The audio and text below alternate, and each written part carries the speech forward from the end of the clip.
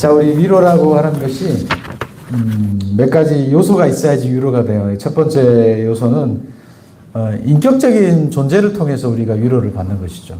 인격적이지 않는 존재를 통해서 받는 위로는 착각일 뿐이에요. 그때는 위로가 되는 것 같지만은 사실상 우리를 더 곤란한 지경으로 곤란한 상태로 빠뜨리는, 마치 바닷물을 먹으면 더 목마른 것처럼. 그래서 요즘 현대인들은 이상한 데서 위로를 받으려고 하죠. 인격적이지 않는 존재에서부터 위로를 얻고자 하는 것이 불행입니다. 그렇지, 인공지능한테 위로를 받죠. 점점 막 더 물어봐요. 그죠? 나 오늘 바람 맞았는데 어떻게 생각해? 그러면은 인공지능이 아주 전문가처럼 위로를 해줍니다. 괜찮아. 하면서 많이 힘들겠구나. 막 이제 그렇게. 요즘 아이들, 유치원생들 보면은 인공지능하고 대화를 하니까 오늘 학교에서 무슨 일 있었어? 막 그렇게 대화하는 유튜브 영상 같은 거 있더라고요. 그래서 인공지능한테 짜증도 내고, 인공지능하고 막, 아주 깊은 얘기들을 막 하고. 그게 무슨 위로가 되겠어요? 그때뿐이지. 그렇죠? 인격적인 존재에게 우리는 위로를 받아야 돼요. 세상의 즐거움과 쾌락으로부터 우리가 위로를 받는 것 같지만 받지 않죠? 네. 더 공고해질 따름이죠. 강아지한테 위로 받을까요? 좀 위로가 되십니까? 근데 강아지는 인격의 요소가 조금 있어요. 얘는 감정도 있고, 그렇죠? 생각도 하고 그러니까 조금 있어요. 다른 인공지능보다는 살아있는 생명체니까. 그러나 이제 근본적인 또 위로는 될 수가 없죠. 인격적인 존재가 아니기 때문에. 그렇죠. 그런데 그 인격적인 존재가 우리 딱 곁에 있을 때 또 위로가 돼요. 멀리 떨어져 있다고 하면 무슨 의미가 있겠어요. 그렇죠? 그래서 막 우리가 뭐 예배 드릴 때도 막 유튜브로 막 예배를 드리기도 하고, 그러면 인격적인 위로가 되기가 어렵죠. 뭐 안 하는 것보다는 낫지만은, 전화 통화. 그것도 막 인격적인 존재가 멀리서 통화를 하지만 그것도 이제 한계가 있죠. 가장 가까이, 옆에, 그렇게 온기를 느낄 수 있는 존재가 가까이 있을 때 우리는 위로를 받습니다. 그런 존재가 바로 성령님이죠. 성령님은 파라클레토스, 그렇습니다. 파라라고 하는 말은 여러분도 잘 아시겠지만은 곁에, 그런 뜻이에요. 성령님이 가장 친밀하게 가까이 있죠. 어제 이제 시연자매가 저녁에 한 10시인가? 반찬통 이따만큼 갖고 와가지고, 또 반찬 엄청 열심히 해가지고, 손이 놀지를 않는, 저는 도저히 이해할 수 없는 그런 성격을 가지고. 잠시도 이렇게 뭔가를 해야 된대요. 그런, 사실 부지런한 성격이죠. 그 반찬통을 저녁에 또 갖고 와서, 잠깐 얘기하면서 좀 이렇게 메시지? 한 5분 메시지 잠깐 전했어요. 성령님에 대한. 시연자매가 성령 충만하는 것. 이것이 늘 소원이거든요. 근데 그건 우리 모두의 소원이기도 하죠. 근데 우리를 충만케 하시는 분은 우리 성령님이신 것이죠. 여러분, 내 마음이라는 거. 시연자매한테도 어저께 얘기했지만, 내 마음이라는 게 뭘까? 여러분, 우리가 죽음이라고 하는 것은 분리를 의미해요. 내 몸과 영혼이 분리되면 그 죽는 것이죠. 심장이 멈추는 게 죽음이 아니에요. 내 영혼과 내 몸이 분리되면 죽은 거예요. 의식이 없죠. 아무리 뇌세포가 펄떡펄떡하고 심장이 뛰어도 내 영혼이 어디 가버리면은 그 아무런 기능을 못 합니다. 그렇죠?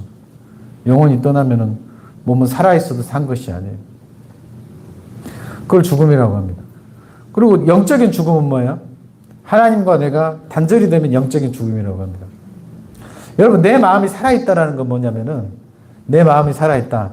그건 내 몸과 내 영혼이 같이 있기 때문에 내 마음도 살아있는 것이죠. 맞아요?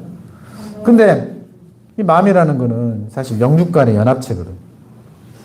근데 만약 내 마음이 하나님과 딱 단절이 됐어. 그럼 그걸 내 마음이라고 할 수 있을까요? 그건 죽은 마음이에요. 뭐라고요? 예주사님? 내 마음이 성령님과 연결고리가 딱 끊어지면은 그거는 내 마음이 아니라 죽은 마음이라는 거예요. 내 마음이 아니야. 여러분, 성령님의 인도하심을 받지 않는 마음, 성령님께서 통제하지 않는 마음, 성령님께 굴복하지 않는 마음은 내 마음이 아니에요. 그 죽은 마음이에요. 죽은 마음. 성령님이 인도하지 않아서 막 세상 죄를 짓고 세상 쾌락에 빠지고 중독이 되고 미워하고 죄 가운데 있고 내 마음대로 살고 교만하고 우리는 그것이 내 마음이라고 생각을 해요. 그래서 많은 사람들이 예수를 믿으면 그 내 마음이 없어지는 것을 경험을 하면서 두려워하고 곤란해합니다. 내가 없어지는 것 같아. 성령 충만할수록. 나는 죄짓기 좋아하고 난 미워하기 좋아하고 험담하기 좋아하는 사람인데 안 그래지거든. 그러니까 내가 없어진 것 같고 그래요. 근데 그거가 엄청난 착각입니다. 그건 원래 내 마음이 아니에요. 사탄이 주는 마음이고 죽은 마음이고 부패한 마음이죠. 내 마음이 하나님이 나를 창조하신 그 아름다운 마음이 본래의 마음이 아니라 참 마음이 아니라는 것이죠. 하나님 우리에게 뭘 불어넣으셨어요? 생기를 불어넣으셨잖아요. 여러분 우리가 숨을 하나님께서 불어넣으셨는데 숨이라는 게 한 번 쉬면은 끝이에요. 계속 쉬어야 돼요. 우리가 숨이라는 건 하나님으로부터 계속 공급받아야지 우리 영이 사는 거예요. 우리가 성령님으로부터 연결고리가 딱 연결이 돼 있어서 계속 공급받아야 우리가 성령의 위로를 받고 성령이 주시는 평강과 은혜와 기쁨 가운데 있는 것이죠. 그러니까 내 마음은 내 스스로 갖는 내 마음은 죽은 마음. 딱 이거 알아야 돼요. 내가 막 섭섭해. 내가 막 우울해. 내가 막 부정적인 생각에 사로잡혀 있어. 불신이 가득해. 그건 내 마음이 아니에요. 여러분 우리 사람은 자기 감정을 절대시해요. 내가 이렇게 화나는데 저 사람이 잘못한 거야. 우리 그렇게 생각해. 내가 이렇게 짜증나는데 저 사람이 문제야. 자기 마음을 절대화하죠. 자기 마음이 옳다고 생각해요. 자기 감정이 옳다고 생각해요. 그러나 만물보다 거짓된 것이 사람의 마음이에요. 부패하고 썩어서 죽어버린 것이 우리 마음이에요. 우리 의지예요. 우리 생각이에요. 하나님으로부터 연결되지 않는 모든 생각과 감정과 의지는 뭐다? 죽은 거다. 하나님으로 공급받는 그것이 산 내 마음이다. 참 내 마음이다. 여러분 늘 하나님께 인도함 받는 마음이 돼야 돼. 그게 성령 충만이다 그래요. 어떤 사람 막 기도 1시간, 2시간, 3시간 해서 막 성령 충만했다가 한 30분 지나면 성령 충만 싹 떠나가 버려요. 왜 그래요? 하나님이 내 주인이 아닌 것이에요. 기도할 때는 자연스럽게 그게 돼요. 어떻게 기도하든지 한 3시간 기도하면은 자연스럽게 하나님이 주인이 돼요. 내 영이 딱 그렇게 지배를 하거든. 근데 내가 의지적으로 이 결단이 안 돼 있는 사람들은 그냥 원래대로 돌아가 버리는 거예요. 그러나 이게 하나님께 늘 다스림받고 지배받는 사람은 한 5분만 기도해도 바로 다시 성령님께서 다스리는 그런 충만함으로 가는 것이죠. 그게 죽는 거예요. 자아가 죽는 거예요. 아무리 뭐 어디 가가지고 뭐 자아 죽는 훈련해도 소용없어요. 내가 성령님께 굴복된 존재가 되지 않으면 딱 하나님 주신 마음대로 살아야지 위로받는 하나님 위로가 늘 충만한 사람. 그런 사람도 흔들리지 않아요. 그렇죠? 어떤 고난이 와도 환난이 와도 어려움이 와도 흔들리지 않아. 죽음의 순간이 와도 흔들리지 않아. 늘 성령의 위로가 충만한 사람. 하나님 마음, 하나님과 연결된 사람. 하나님이 지배하시는 그런 사람 되시길 바랍니다. 그 다음에 우리가 위로를 받으려면 사랑하는 존재에게 사랑하는 존재가 곁에 있어야 돼요. 나를 미워하는 존재가 아무리 가까이 있으면 위로가 안 되죠. 오히려 불안하죠. 나를 사랑하는 존재. 그래서 내가 누군가를 사랑할수록 나는 사람들에게 위로를 받고 하나님께 위로를 받아요. 내 마음이 불안하다. 내가 중독되어 있다. 그건 내가 사랑하지 않는 증거예요. 내가 딱 고립돼서 아무도 사랑하지 않아. 그러면 위로받을 수가 없어요. 내가 원수를 사랑하는 마음으로 늘 결단하고 사랑하고 또 사랑하고 또 사랑할 때 마음이 평안하고 위로를 받는 것이죠. 로마서 8장 26절 이와 같이 성령께서도 우리 연약함을 도우시나니 우리가 마땅히 기도해야 할 바를 알지 못하나 성령 그 자신께서 우리를 위해 말할 수 없는 탄식으로 중보하시느니라 그랬어요. 말할 수 없는 탄식으로 우리를 위해서 기도하시는 분이 누구다? 성령님이다. 지금 여집사님을 위해서 말할 수 없는 눈물과 탄식으로 기도하시는 분이 바로 성령님이시다. 성령님 우리를 사랑하시는 분이시고 그래서 아주 간절하게 소원을 가지고 기도하시는 분이시기 때문에 성령님 우리 가운데 계시면 위로를 받죠. 우리는 우리 자신을 사랑하지는 못해요. 사실은. 우리는 간절하게 우리에게 정말 필요하고 우리에게 좋은 것을 원하지 않아요. 원하는 것 같은데 간절히 원하지 않아요. 난 기도하면 참 내가 잘 될 줄 알아. 근데 내 기도하는 걸 간절히 원하지 않아요. 내가 영양 섭취를 잘하고 운동을 해야 내가 건강한 줄 알아. 그런데 나는 그걸 간절히 원하지 않아요. 내가 공부를 열심히 하고 열심히 성실하게 살아야 부유해질 줄 알아. 그걸 간절히 원하지 않아요. 여러분, 내가 잘 되기를 내가 원하는 것 같죠? 그러나 사람은 자기 자신이 잘 되기를 간절히 원하지 못해요. 그럴 능력이 없어요. 그러니까 막 방탕하게 살잖아요. 죽을 줄 알면서도 그렇게 살아요. 주변을 돌아보세요. 세상 사람들 보세요. 그렇게 살면 반드시 죽어. 반드시 망해. 자기도 알아요. 자기도 알아. 그래서 막 힘들어하고 우울하고 괴로워하고 그래도 그걸 못 벗어나요. 간절히 원하지 않아. 자기가 잘 되는 것을. 자기를 정말 간절하게 사랑하지 않아요. 나를 정말로 간절하게 사랑하시는 분은 하나님이세요. 하나님이 나를 간절하게 사랑하지 나는 나를 간절하게 사랑하지 않아요. 자기 자신을 제대로 사랑하는 사람이 별로 없어요. 정주영 회장이 현대그룹 그분이 그런 얘기를 했다는 것을 책에서 제가 봤는데 그 사원들이 이제 주변을 정리정돈을 이렇게 안 하는 사원들에게 정주영 회장이 늘 그랬대요. 네가 자기 자신을 사랑하지 않으니까 네 주변이 이렇게 정리가 안 돼 있는 거야. 그렇게 얘기를 하신다고. 근데 맞는 얘기 같아요. 자기 자신이 딱 정리가 되고 자기 자신을 위하는 사람은 잘 절제하고 오래 참고 그런 사람이지 않겠어요? 근데 사람은 자기 자신을 사랑할 수 없지만 하나님께서는 우리 성령님께서는 나를 그렇게 간절히 사랑하신다. 그러므로 우리가 성령님께 다스림 받고 성령님께 나아가면 우리의 위로가 충만한 거예요. 그리고 서로 사랑하면 또 위로가 되고 그렇죠? 나를 사랑하는 우리 공동체가 있으니까 위로를 받는 것이죠.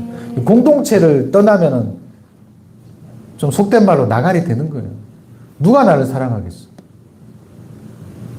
공동체에 들어와서 하나님의 사랑으로 서로 사랑하고 사랑받아야 내 마음이 건강해지고 위로가 되는 것이죠. 뿌리가 없이 막 여기저기 다니는 사람들이 있어요. 우리 교회는 한 명도 없지만 그런 사람들이 있더라고. 이 교회 1년, 이 교회 1년, 이 교회 1년. 서로 이해하고 사랑하려면 시간이 많이 걸리는데 소속감이 없이 그렇게 다니면 그 우울한 인생이지 않겠어요? 진득하게 그렇게 해야죠. 세 번째, 열매를 맺을 때 우리는 위로를 받아요. 위로를 받잖아요. 오늘 새신자가 오고 우리가 얼마나 고생했어요, 여러분. 그 추운데도 영하 10도 되는데도 그 차에서 들어왔다 나갔다 하면서 그 고생을 하고 거절하고 그래도 찾아가고 또 찾아가고 얼마나 많은 고생을 하셨어요. 또 막 이렇게 전도지 나눠주면서 다 받지도 않는데 그렇죠 집사님? 이거 전도지 갖다 줘도 받지도 않는데 거절당하면서도 우리가 전도하고 그러니까 우리가 한 영혼이 귀한 줄 알죠. 근데 우리가 이렇게 사명이니까 늘 하지만 열매가 없으면 참 사람인지라 힘들죠. 그리고 올바르게 하면 열매는 반드시 있을 수밖에 없어요. 바울사도가 뭐 열매가 없었어요. 베드로가 열매가 없었어요. 예수님 열매가 없었어요. 우리가 기도하고 하나님 말씀을 제대로 전하면 열매가 없을 수 있는 가능성은 거의 없죠. 제대로 안 하니까 그렇지. 성경 어디에 그냥 예수 믿으세요. 그리고 전도지 주는 전도가 성경 어디에 있어요. 하나님 말씀을 전하거나 인격적으로 접근하거나 다 그렇잖아요. 시간 속에서 하나님 말씀을 전할 때. 하나님 말씀을 전하지 않으면은 백날 첫날 똑같아요. 성경 교육을 해야 변화가 되죠. 그러니까 틈만 나면 우리가 하나님 말씀을 이해하게 해야 돼요. 여러분도 마찬가지예요. 우리가 뭐 잡다한 얘기도 필요하죠. 아이스 브레이킹도 필요하죠. 근데 여러분이 툭툭 하나님 말씀을 던져야 돼요. 그 하나님 말씀만이 사람을 변화시켜요.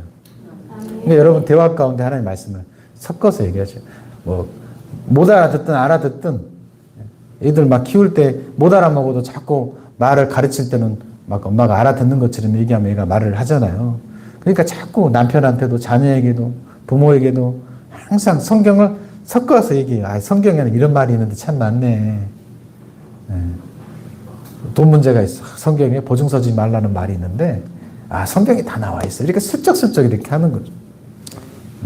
예수님 믿으면 참 마음이 편해. 이렇게 슬쩍 딱 넘어가고. 그냥 계속 만나서 교회 나와라, 교회 나와라. 큰 의미가 없어요. 교회 나와. 근데 교회 성경에 이렇게 얘기했어. 우리가 그런 성경 교사 같아요. 내가 아는 말씀을 그냥 알아듣든 못 알아듣든 툭툭 던지셔요. 그럼 열매를 맺히죠. 21절 보니까 여자가 해산하게 되면 그때가 이르렀으므로 근심하나 아기를 낳으면 세상에 사람 난 기쁨으로 말미암아 그 고통을 다시 기억하지 아니하느니라. 그랬어요. 우리가 뭔가 사역을 하고 일을 하고 복음을 전하고 교육을 하고 그 해산의 고통이죠. 인간관계 때문에 오는 스트레스가 얼마나 커요. 사람 상대하는 게 제일 힘든 거잖아요. 그렇죠? 임종사님 저 어린이집 가니까 애들이 몇 명 있는데 5명 있었나요? 4명 있었는데 한 400명 있는 것 같더라고요. 진짜. 잠깐만 눈부달 막 서로 막 싸우고, 애들이 막 이제 5명 됐지. 막 이렇게 하는데, 야, 이게 아무튼 애들도 그 아이들 키우고 이렇게 하는 것도 엄청 스트레스인데, 다 큰 사람이 속 썩이는 건 얼마나 스트레스겠어요. 그러나, 이 사람 난 기쁨으로 인해서 그 모든 것 다 잊어버리죠. 생명이 잉태되면, 곧 열매가 맺혀지면은, 아, 이게 농부도 또 목축업 하는 사람도 또 전도자도 그 열매 때문에 모든 시름을 잃고 기쁨만 충만하게 되는 것이죠. 이게 열매가 있어야 돼, 열매가. 꾸준하게. 요즘 많은 교회들이 낭망에 많이 빠져 있다고 안타까운 그런 소식들이 들리죠. 낭망에 있어요. 개척교회도 낭망에 있고 큰 교회도 낭망에 있고. 어떤 목사님 목회하다가 그냥 심장에 병이 생겼어요. 교회가 1000명이었는데 50명으로 줄어들었으니 얼마나 그 괴롭겠어요. 열매가 있어야 되는데 열매가 없으니까. 그 열매가 아예 그냥 줄어드는 통이 되니까 얼마나 그 괴롭겠어요. 근데 왜 그래요? 성경대로 하지 않았기 때문에 성경대로. 그러니까 우리 사람 난 기쁨이 우리 가운데 있을 줄은 믿고 우리가 복음도 전하고 되든 안 되든 간에 교육하고 또 기도하고 이런 것들이 필요하죠. 저는 열매가 우리 가운데 더욱 넘칠 줄 믿습니다. 아멘. 여러분 고생하셨어요. 여러분은 정말 천국에서 상급이 많으실 거예요. 아멘. 마지막으로 고난을 받을 때 위로를 얻게 돼요. 주님을 위한 고난이죠. 고난은 어차피 받게 돼 있어요. 그렇죠? 예수님한테 순종 안 하고 살아도 고난이 있고 예수님한테 순종하고 주님 뜻대로 해도 고난이 있어요. 어차피 고난은 있어. 하나님 뜻대로 안 하고 사명 감당하지 않으면 하나님한테 매를 맞는 고난이 있고 그렇죠? 또 죄를 짓고 잘못하면 고난이 있고 근데 이왕 어차피 받는 고난 주님을 위해서 받는다고 하면 얼마나 좋겠어요. 우리가 예수를 위해서 고난을 받는다는 것은 하나님한테 인정받는다는 뜻이에요. 너는 천국의 상급에 참여할 자격이 있다. 너는 고난받기에 합당한 신앙을 가졌다. 그런 뜻이기 때문에 하나님께서 우리가 복음의 고난을 동참하게 하시면은 하나님이 나를 인정하시는구나. 하나님이 나를 쓰시는구나. 우리가 기뻐해야 돼. 우리 전도하면서 욕도 먹고 전도하면서 거절도 당하고 거절은 여러분이 많이 당하시죠. 때로는 욕도 먹을 각오를 하고 그렇게 해야 돼. 예수를 믿으라는 말은 죽으라는 얘기예요. 우리 자아가 죽고 그 다음에 정말 어떤 경우는 순교를 당해야 되고 가정의 핍박을 당해야 돼요. 우리는 이제 덜 그러지만 지금 성도님들 교회 오시는 분들 남편 눈치 봐야 되고 그러잖아요. 기도를 많이 해줘야 되죠. 그거 어려운 문제예요. 너는 죽으라고 하면서 나는 고난 안 받겠다고 그러면 그게 무슨 복음이겠어. 너는 죽으라고 그랬으면 나도 죽을 각오를 하고 복음을 전해야지. 예수 믿으면 매 맞는 아내들, 매 맞는 자녀들이 있어요. 옛날에 보니까 교회 나온다고 뭐 자녀를 기둥에 묶어놓고 때리는 뭐 부모님 얘기도 들어봤어요. 사단이 역사하니까 그래요. 그 연세종합교회 윤석전 목사님 어머니는 교회 다니다가 남편이 때려가지고 죽었대요. 죽었다가 기도하니까 또 살아났다고 그러시고 그런 얘기도 듣고 그랬어요. 돌아가셨겠지 윤석전 목사님이 연세가 많으시니까. 그렇게 목숨 걸고 그렇게 한다고. 죽으라는 게 바로 하나님이 칼을 던져주시러 오신 건데 예수님께서. 근데 우리가 고난도 하나도 안 받고 그러면 그 사람은 누구를 보면서 예수를 믿을 것이고 누구를 보면서 그 고난을 참겠어요. 누구를 보면서 위로를 받겠어요. 참 이 고난은 신비로워. 그래서 교회에 핍박이 있으면 다 도망갈 것 같은데 그렇지가 않아요. 아, 저 사람이 예수님을 위해서 고난받았구나. 그러면 사람들이 위로를 받아가지고 더 신앙이 견고해지고 더 열심히 복음을 전해요.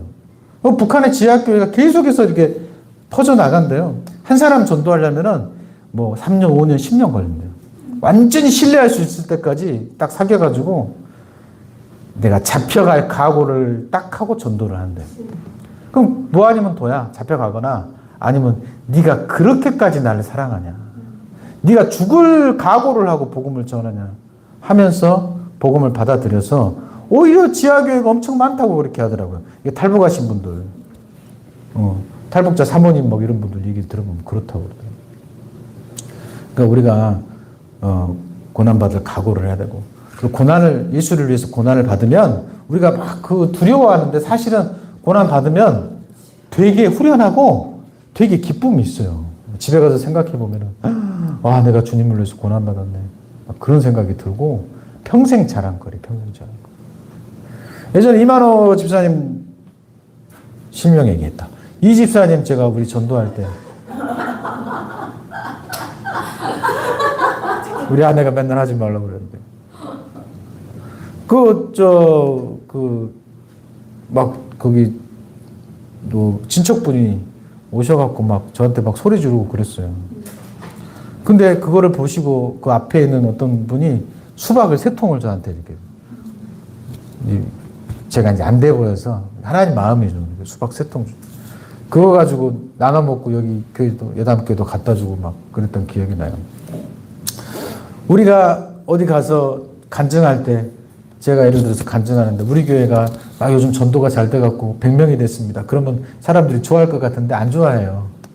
그냥 나는 그동안에 뭐 했을까 하고 괴로워해요. 근데 제가 목회를 하다가 이런 고난을 당했습니다. 그럼 사람들이 다 은혜 받고 좋아해요.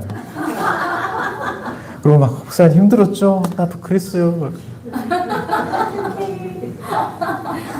이 고난의 간증은 모든 사람이 다 위로가 돼요. 공평하게. 근데 여러분 보세요. 우리가 위로받는 부분이 예수님이 십자가에 달려 죽으시고 우리 또 사도들이 다 순교당하시고 그 위로가 되잖아요. 우리 앞서서 그렇게 말할 수 없는 고난을 당했는데 나도 그 길을 따라가야지. 그분들이 다 가신 길인데 나라도 조금이라도 내가 고난을 받아야지. 위로가 되잖아요. 근데 막 병 고치고 막 그런 거 보면 우리가 하나님 역사는 놀라워 그러면서도 왜 나는 저런 역사가 안 나타날까? 그렇게 생각할 수 있잖아요. 고난의 위로는 참 우리 가운데 세기를 초월한 위로가 돼요. 저만 해도 다른 목사님이 잘 됐다고 그러면 마음 별로 좋지 않아요. 뭐 기도에 응답 받아가지고 할렐루야 잘 되셨어요.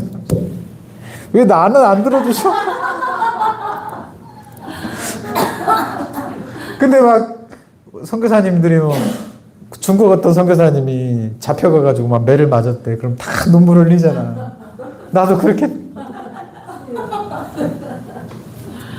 그런 신앙을 가져야 될 텐데 막 그러잖아요. 가끔 그런 선교사님들이 오셔서 간증하시면 참 좋아요. 진짜 그 복음을 위해서 고난당하는. 고린도후서 1장 6절. 우리가 환난 당하는 것도 너희가 위로와 구원을 받게 하려는 것이요. 우리가 위로를 받는 것도 너희가 위로를 받게 하려는 것이니 이 위로가 너희 속에 역사하여 우리가 받는 것 같은 고난을 너희도 견디게 하느니라. 내가 고난을 받아야 사람들이 위로를 받고 내가 고난을 받아야 다른 사람도 위로를 받고 다른 사람도 그 고난에 동참할 수가 있다고 하잖아요. 근데 제가 고난을 안 받으면 여러분이 어떻게 복음을 위해서 고난을 받겠어요? 그 여러분이 고난을 안 받으시면 복음을 위해서 고난을 안 받으시면 여러분 뒤에 오는 새신자가 어떻게 고난을 받겠어요? 그러니까 내가 항상 고난의 본이 되고 삶의 본이 되고 신앙의 본이 돼야 돼. 처음 온 사람들은 나중에 온 사람들을 위해서 본이 돼야 돼. 늘 그거를 마음에 부담감을 가지죠. 그러니까 그렇지 않아요. 원리를 얘기하는 거예요. 담임 목사가 전도 안 하면은 성도들은 전도하기가 어려워요. 많은 목사님들이 저도 그런 설교를 부교육자 때 많이 들었어요. 목자가 양을 낳냐, 양이 양을 낳지. 목자는 양을 낳는 사람이 아니라 설교하는 사람이다. 막 이제 그렇게 설교를 많이 하시더라고요. 말도 안 되는 얘기지. 그렇죠. 우리도 다 주의 양인데. 목자인 사람만 어디 있어? 다 양이지. 하나님 양이지. 우리가 먼저 고난의 본을 보이셔서 모든 사람을 위로하는 그런 사람들이 되었으면 좋겠어요. 전에도 얘기했지만 지금 제일 복음화 그 성장률이 높은 나라들이 지금 전쟁하고 있는 이란, 아프가니스탄, 막 순교당하는 나라들, 그런 나라들이 지금 제일 엄청난 부흥을 하고 있다고 그러더라고요. 고난 가운데 사람들이 위로를 받으니까 그 고난에 동참할 수 있는 능력이 생기는 것이죠. 여러분에게 감사해요. 여러분이 전 복음을 위해서 고난 받으시고 애쓰시는 거 참 늘 감사합니다. 근데 우리는 아직 멀었어. 임승채 목사님이 김영진 목사 멀었어. 일주일에 2번밖에 전도 안 하고 멀었다고. 매일 해야 되는데. 근데 참 맞는 얘기예요, 다시. 너무나 맞는 얘기. 우리가 못해서 그렇지. 우리가 정말로 삶에서 여러분들 전도하시고 머릿속에 전도가 끊이지 않아야 돼요.